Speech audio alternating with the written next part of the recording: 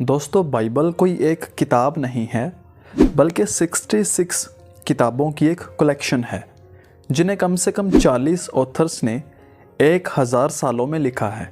इसे मुख्यतः हेब्रू, एरामाइक और ग्रीक भाषाओं में लिखा गया था, लेकिन बाद में इसे इंग्लिश और दूसरी भाषाओं में भी ट्रांसलेट किया गया था।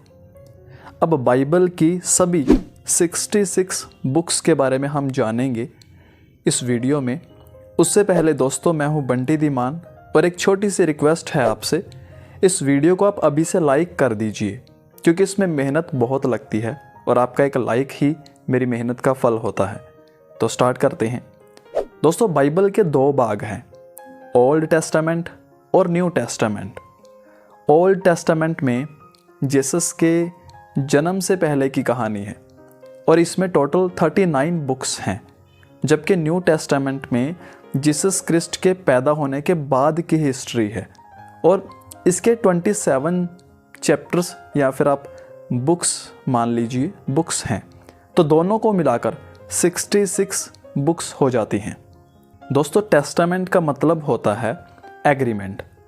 यहाँ इसका अभिप्राय है कि गॉड ने लोगों के साथ बहुत से एग्रीमेंट्स किए थे जिसमें उन्हें बताया गया था कि गॉड की पूजा कैसे करनी चाहिए या फिर धरती पर जीवन कैसे जीना चाहिए।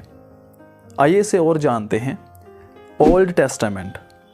दोस्तों, ओल्ड टेस्टामेंट के आगे 4 पार्ट्स हैं, the Pentateuch, the former prophets, the writings and the latter profits.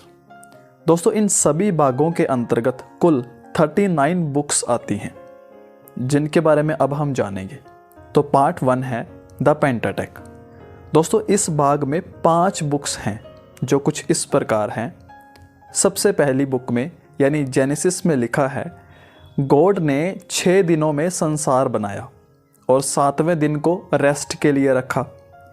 इसके बाद उसने गार्डन ऑफ एडन में एडम और एवी नाम के पुरुष और स्त्री बनाए।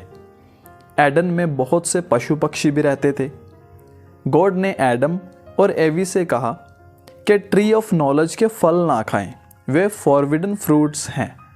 लेकिन एडन में रहने वाले एक सांप ने, जो शैतान था, एवी को ट्री ऑफ नॉलेज के फ्रूट खाने के लिए उकसाया। एवी ने एडम को भी इसके लिए मना लिया और एक दिन दोनों ने फॉरबिडन फ्रूट्स खा लिए।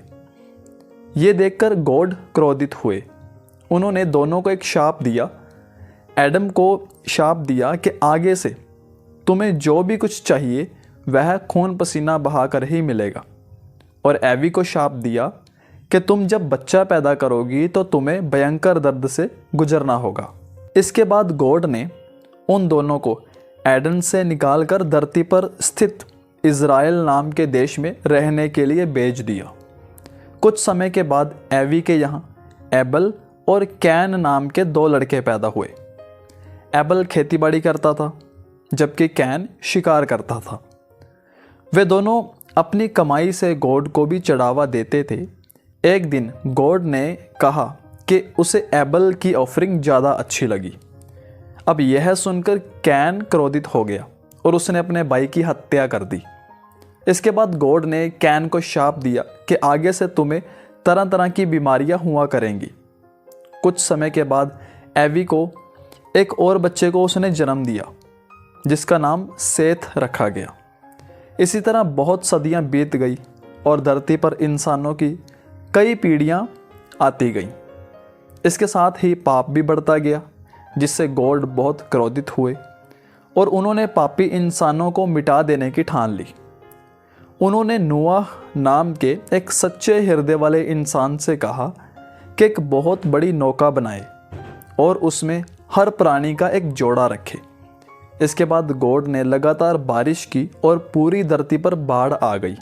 इससे पापी लोग मारे गए। जब पानी उतरा तो गॉड ने नूह और उन सब लोगों को मिलकर टावर ऑफ बबेल नाम का एक शहर बनाने के लिए कहा, जिसमें सब लोग तरह तरह की भाषाएं बोलते थे। इसके बाद नूह की बहुत पीढ़ियों के बाद अब्राहम नाम का एक व्यक्ति हुआ। उसने सारा नाम की लड़की के साथ शादी कर ली। उन दोनों के यहाँ इसक नाम का एक बेटा हुआ। बाद में अब्राहम ने हगर नाम की एक सलेब से भी शादी कर ली और उसके साथ उसे इस्माइल नाम का एक बेटा हुआ। लेकिन एक दिन सारा ने उन दोनों को अपने घर से निकाल दिया। एक दिन गॉड ने अब्राहम का टेस्ट लेने की सोची और इसक की बलि मांगी। अब्राहम इसके लिए तैयार हो गया, लेकिन जैसे ही उसने इसक की गर्दन पर चाकू रखा, गॉड ने उसे रोक दिया। गॉड ने उसे वरदान दिया कि उसके वंशज सारी दुनिया में फैल जाएंगे। गॉड ने यह भी कहा कि आगे से सब पुरुषों का जन्म के बाद सर्कमशिशन यानी खतना भी किया जाना चाहिए। आगे चलकर इसक की शादी रिबेका से होती है। उसके यहाँ ईसाऊ और जैकोब नाम के 2 बेटे होते हैं। जब जैकोब 77 साल का था तो उसने अपने लिए ब्राइड ढूंढने के लिए वो निकला। उसे एक कुएं के पास रकेल मिली जो उसे पसंद आ गई। वह उसके पिता के यहाँ 14 साल तक जॉब करता रहा। बाद में उसकी शादी भी रकेल और उसकी बहन लिया के साथ कर दी गई। इसके बाद जैकोब का नाम बदलकर इज़राइल रख दिया गया। समय के साथ इज़राइल और रकेल के 12 बेटे और एक बेटी दीना हुई। एक दिन इज़राइल अपने परिवार को दूसरी जगह ले गया और उस देश का नाम उसके नाम पर इज़राइल रखा गया। जैकोब का सबसे प्रिय बेटा जोसेफ था। इस कारण बाकी भाई उससे बहुत ईर्ष्या भी करते थे। एक दिन उन्होंने जोसेफ को इजिप्ट देश में चालाकी से एक स्लेव के रूप में बेच दिया। दोस्तों, आगे एक्सोडस किताब में लिखा है, जोसेफ के बहुत से वंशजों को इजिप्ट के राजाओं ने अपना गुलाम बना लिया था और उन्हें तरह तरह की यातना भी वो देते रहते थे। जब सब ने गॉड से प्रार्थना की कि उन्हें स्लेवरी से मुक्ति दिलाए, तो गॉड ने उनकी प्रेयर सुन ली और मोसेस नाम के अपने प्रॉफिट को इज़राइल के लोगों को बचाने के लिए भेजा। लेकिन इजिप्ट के राजाओं ने स्लेव्स को मुक्त करने से मना कर दिया। इसके बाद गॉड ने इजिप्ट में 10 प्लगस भेजी, जिससे इजिप्ट में अकाल पड़ गया और बहुत से लोग मारे भी गए। इसी बीच मोसेस स्लेव्स को मुक्त करके अपने साथ इज़राइल के लिए लेकर निकल पड़े। लेकिन उन्होंने एक डेजर्ट से होकर जाना था। उसके रास्ते में माउंट सिनाई नाम का एक पर्वत आया। आगे लेविटिक्स में लिखा है, माउंट सिनाई में गॉड प्रकट हुए। उन्होंने मोसेस के द्वारा लोगों को बताया कि उस पर ट्रस्ट करे और उसकी पूजा करे, और बदले में वह उन्हें उनका प्रॉमिस्ड लैंड इज़राइल देगा। गॉड ने उन्हें 10 कमांडमेंट्स भी दी, जिन्हें बहुत से क्रिश्चियन आज भी फॉलो करते हैं। दोस्तों, आगे नंबर्स में लिखा है, बहुत से लोगों ने गॉड पर विश्वास नहीं किया। उन्हें लगा इज़राइल जैसी कोई भी जगह नहीं है। उन्होंने गॉड के उसूलों को भी नहीं माना। उन्होंने डेजर्ट के फूड की भी निंदा की।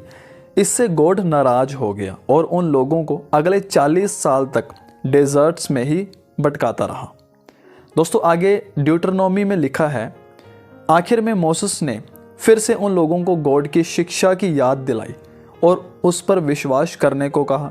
अब वे सब लोग ऐसा करने के लिए राजी हो गए और बाद में जोशुआ की अगुवाई में वे सब डेजर्ट से निकलकर आखिर अपने घर इज़राइल पहुंच गए। इसी दौरान मोसेस की मृत्यु भी हो जाती है और इसके साथ ही यह भी भाग समाप्त हो जाता है। तो दोस्तों, आपको बताना चाहूँगा, इस पूरी वीडियो में मैंने बाइबल में से 5 बुक्स को कवर किया है जो अभी आप जान चुके हैं। उम्मीद करता हूँ आपको वीडियो अच्छी लगी होगी। बाकी सभी बुक्स पर आने वाली वीडियोस में कवर करूँगा। आप इस वीडियो को शेयर कीजिए अपने फ्रेंड्स और फैमिली मेम्बर्स के साथ, ताकि उन्हें भी बाइबल के बारे में जानने में हेल्प मिल सके। आप कमेंट करके अपनी राय भी बता सकते हैं, मुझे अच्छा लगेगा। लाइक कीजिए इस वीडियो को, इससे मुझे मोटिवेशन मिलेगी।